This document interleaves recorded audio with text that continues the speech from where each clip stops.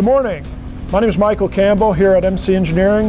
We've got our new FANUC Robot. We're just doing some testing. We're loading the software onto a laptop this morning, and we're going to do our first moves, and then we'll be adding it to some different prototype machines for some more videos soon. Check back with us later.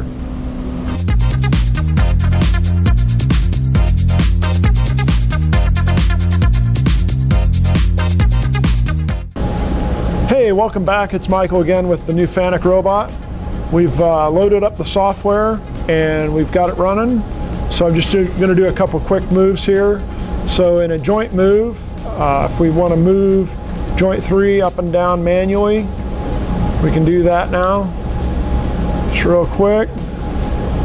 Then if we want to do coordinated moves and use a world format, we can do that now as well. So moving it back and forth a little bit.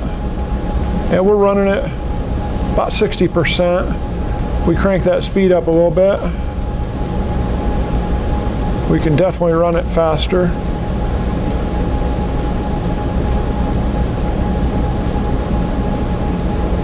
So this is just in jog mode, and we're making a move. Thanks for watching.